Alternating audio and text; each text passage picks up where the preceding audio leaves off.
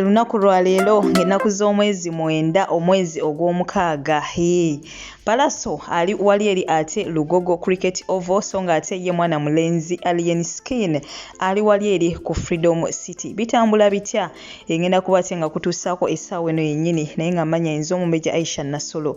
Ebutereevu mantuuse okubeera nga ate nkutuusaako updates ge mawulire agagenda mu maaso mu ggwanga lyattu Uganda. Nyongera okulamusaako gwe wenna gy'osinziira okubeera nga ate ompuliriza kusaasirako gwe ayita mu bizibu eby'enjawulo ate ne nkusanyukirako gwe munnange atuuse ku buwanguzi olunaku olwaleero. Gwakuziza amazaalibwa kwagaliza amazaalibwa malungi ag'essanyu so nga ate gwafiiriddwako omuntu wo saba emyoyo gy'abagenzi Katonda gy'omuze emirembe agiramuze ekisagumya emitima abaka ab'enganda ssaako ate n'ab'emikwano. Yes, munnange nga wenkugambyeko waggulu awo omukulu Alien Skin yalabika munnange ekintu akikubidde ddala bubi nnyo. Tetwerabira nti alangidde mu nnaku nnya zokka wabula ng'ebimu ku bisinza okubeera nga bimuleetera abantu okubeera nga bamuwa obuwagizi bwabwe.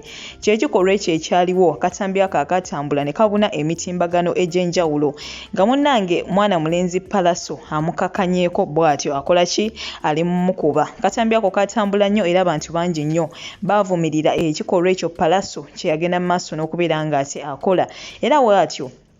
Munnange mwana mulenzi Alien Skin ye n'awangula public sympathy ne babeera nga ate munaye bamukwatibwa ekisa era bw'atyo n'ategeka ekivulu ku lunaku lwe lumu ne Pallaso. Jjukira nti ye Pallaso yali amaze emyezi egiwererako ddala nga munnange akola ki alanga ekivulu kye kino wabula ate ye Alien Skin n'ajja kiyingiramu ate butereevu Freedom City essaawa eno wenjogerera munnange kitokota si kisaanikire era gwe atagenze olabika osubiddwa bingi so nga ate okusinziira ku bifaananyi bye tulaba erudda eri ewalala ku Cricket Oval e Lugogo munnange kirabika ebintu oba oliawo tebitambudde bulungi naye nga essuubi terinnagwawo oba oliawo kubanga essaawa zikyali oyinza okwesanga abantu abamu munnaye bagenda kujja oba oliawo ku ssaawa envannyuma wabula nga ate g'amawulire ge tufunye okuva ate wali ku Freedom City nti munnange abantu abamu n'ettiketi tebasobodde kubeera nga ate bakola ki bafuna. So munnange bye byate bigenda mu maaso eruuyi eyo. Congratulations Alien Skin Pallaso tetumanyi oba oliawo tuyinza okukomawo mawulire gaffe amalala nga naye tuli mu congratulating naye nga fonnaawo ebintu byo si birungi n'akamu n'akeddagala mukwano gwange naye nga nnyongera okubeera nga ate nkujjukiza Haji Mukisa Karim gwe wenna ayina ebizibu eby'enjawulo tobeera eyo n'okaaba bukaabi obufumbo bwagana emirimu gyesibye oyagala kugenda bweru oyina endwadde ezitategeerekeka n'ebirala bingi nnyo nnyini ddala. Haji Mukisa Karim wali ku lulwo hajjanjaba ngakozesa ekitabo ekitukuvu ekya Quran era bw'atyo asangibwa wali Bujuuko Mityana Road. Osobola okubeera nga ate omufuna ku nnamba y'essimu 0778929141 butereevu ojja kuba oyogera naye ku mukutu ogwa WhatsApp naawe ayagadde okubeera nga ate omukubira direct mwekwate tojja kubeera nga ate wejjusa. Yes, so nga ate naawe ayagala apartments ez'omulembe ate nga munange ku bbeeyi eya wansi ddala aba West Apartments butereevu webali ku lulwo. Bano basangibwa wali Seguku Katale okulinaana National Prayer Mountain. Osobola okubeera nga ate obafuna ku nnamba y'essimu 0773022292 butereevu ojja kuba obafuna mukwano gwange beekwate tojja kubeera nga ate wejjusa. Yes, so nga ate ebyo tubitadde ku bbali ye President Yoweri Kaguta Museveni ono bw'atyo agenze ate mu kye tuyita isolation olw'okubeera nga asangiddwamu ekirwadde ekya COVID-19. Munnange ebyo bigenda mu maaso era naye tumwagaliza okubeera nga ate asuuka bulungi so nga ate nabyo tubitadde ku bbali waliwo akatambi munnange kakyagenda ddala mu maaso n'okubeera nga ate kabuna emitimbagano ng'abantu bennyamivu nnyo ab'enganda abakoosa ate n'emikwano gy'omugagga Hamis Kigundu. Ono munnange yavuddeyo n'ategeeza ensi nga we baagala okumutta era bw'atyo n'abaako ebigambo ebitonotono byagenze mu maaso n'okubeera ng'ate ayogera. Katambike butereevu ngenda kuba nkakulekerako awo gene maaso n'okubeera ng'ate okekanya. Ekyagudde mu Uganda si byangu n'akamu n'akeddagala. Mu mwezi gumu weeguti mu bbanga we tubala nti lya mwezi gumu tufiiriddwa abantu bangi ab'obuvunaanyizibwa ne tufiirwa n'abalala. Ono yeekubya amasasi, ono akubye munna amasasi, ono kwegamba ebyaggulawo bineeno byonna ye minisita oli Engola gwe bagenda maaso n'okubeera ng'ate bamutta. Okuva olunaku olwo tewali lunaku luyita oba kale we luyita teziwera nnaku bbiri nga tewali muntu gwe basse, nga tewali muntu yesse oba munnange ebiggwa mu kkowe eryo. Naye nga si byangu n'akamu n'akeddagala, buli omu wooli saba mu lulimi lwo, otherwise ebintu by'omukwano gwange byatabuse. Yes, so ng'ate nabyo tubitadde ku bbali. Munnange omukyala Maama Fina naye yavuddeyo bw'atyo n'akola eddaame. Bino nno munnaye ebyaddiridde okufa kwa Katolu Bwama.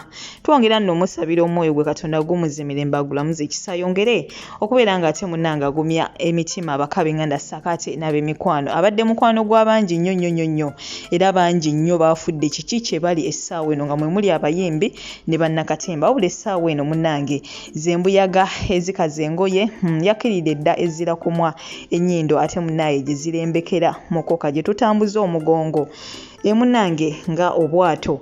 Kati nno ye Maama Fina yavuddeyo maziga mayitirivu bwatyo naye n'akola eddaame lye kubanga munnaye naye akimanyi bulungi nti essaawa yonna munnange ayinza okuba nga ali mu lugendo. Jjukira nti ku nsi ffenna tuli bagenyi, ensi eno teri agenda gikungula era omuntu yenna yenna alina omutima omubi ye aba asaana kusaasirwa kubanga eno ensi teri muntu agenda gibeerako lubeerera. Ffenna tugenda tuuka ekiseera nga tetunga buli omu alina olunaku lwe olukola ki olw'okufa.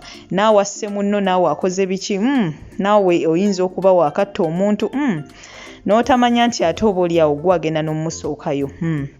Kubanga oyinza okumutta nga gosse mu katuli kiggwamusse ng'oli musiraamu. Kale nno gwejjukira abakuziikirawo naye ate ye bayinza omuziika oluvannyuma lw'ennaku 3, so oyinza okwesanga ng'omusooseeyo. N'olwekyo ebintu by'ensi bitwemalizaamu bwereere. Ngenda kuba nkulekerako obutambi buno mukwano gwange toseetuka. Ngenda kuba ate nkusibula essaawa eno yennyini.